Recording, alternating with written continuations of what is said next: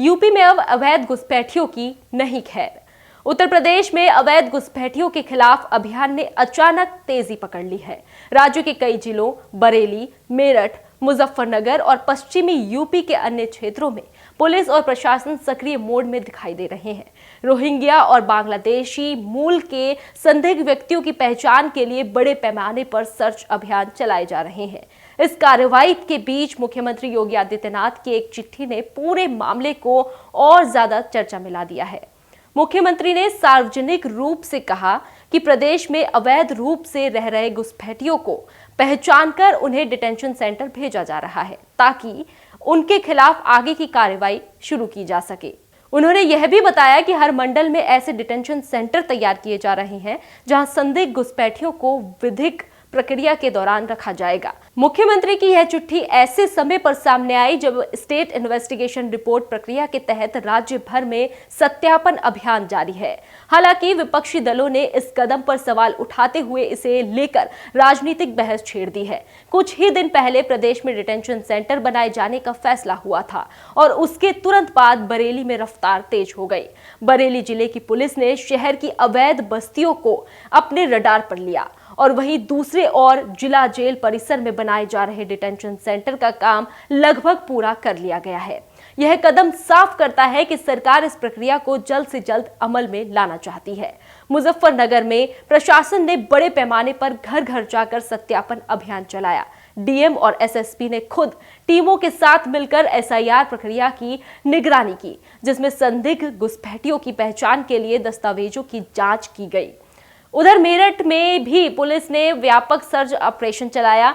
यहां लगभग 1000 से अधिक परिवारों से पूछताछ की जा चुकी है, जिसमें से कई लोग पश्चिम बंगाल और असम से आए होने की जानकारी देते हैं।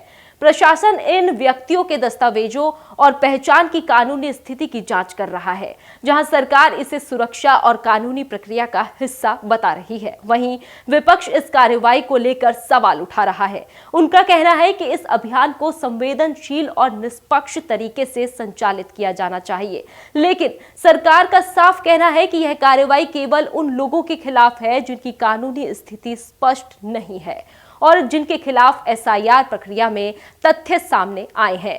केंद्र ने फॉरेनर्स एक्ट के तहत राज्यों में डिटेंशन सेंटर बनाने का अधिकार दिया। डिटेंशन सेंटर में जेल से ज्यादा सुविधा होती है। जेल में अपराधी रहते हैं, लेकिन डिटेंशन सेंटर में अवैध रूप से आए विदेशी रहते हैं। इन्हें सेंटर में तब तक रखा जाता है जब तक इन्हें देश वापस न भेज दिया जाए या फिर कानूनी प्रक्रिया के बाद भारत का नागरिक न मान लिया जाए।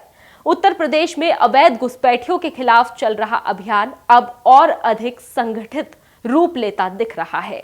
राज्य सरकार ने स्पष्ट कर दिया है कि प्रशासन किसी भी स्तर पर ढिलाई नहीं बरतेगा।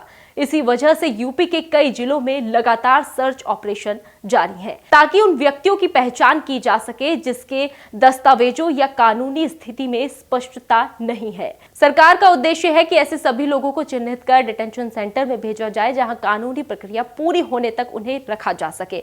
इस बीच उत्तर प्रदेश में बनाए जाने वाले डिटेंशन सेंटर का प्रस्तावित मॉडल भी सरकार के सामने प्रस्तुत किया जा चुका है। पश्चिमी यूपी के कश्मीर से राज्य सरकार को एक विस्तृत डेमो मॉडल भेजा है, जिसमें सुरक्षा, निगरानी और प्रक्रियात्मक नियमों का पूरा खाका शामिल है। डिटेंशन सेंटर में 3 लेयर सिक्योरिटी सिस्टम होगा। पहली लेयर पर बाहरी निगरानी, दूसरी पर नियंत्रित प्रवेश और तीसरी लेयर सेंटर के अंदरूनी क्षेत्रों में होगी। यह व्यवस्था इस तरह तैयार की जाएगी कि अनधिकृत प्रवेश पूरी तरह रोका जा सके और सेंटर के अंदर भी गतिविधियों पर सख्त नजर रखी जा सके। डेमो मॉडल में स्पष्ट किया गया है कि डिटेंशन सेंटर के हर हिस्से में सीसीटीवी कैमरे फेस रिकॉग्नाइजेशन तकनीक से लैस होंगे।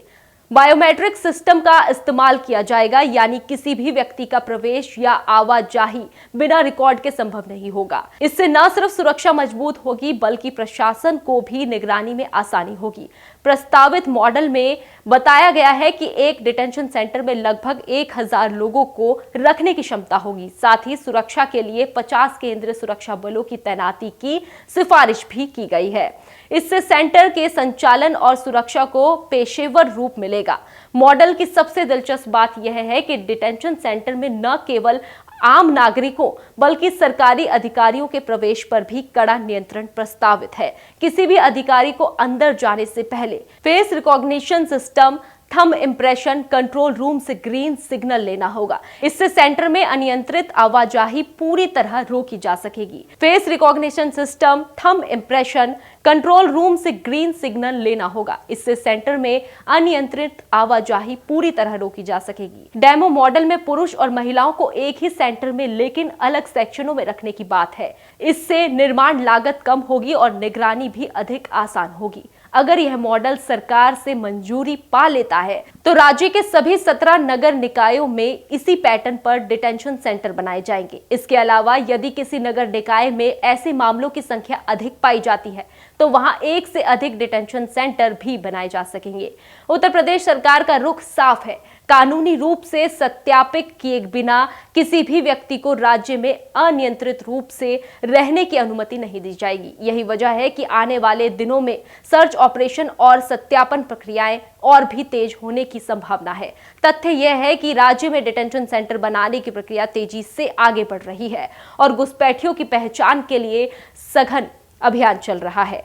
मौजूदा हालातों को देखकर लग रहा है कि आने वाले दिनों में यूपी का यह मुद्दा केवल प्रशासनिक स्तर पर ही नहीं बल्कि राजनीतिक विमर्श का केंद्र भी बना रहेगा।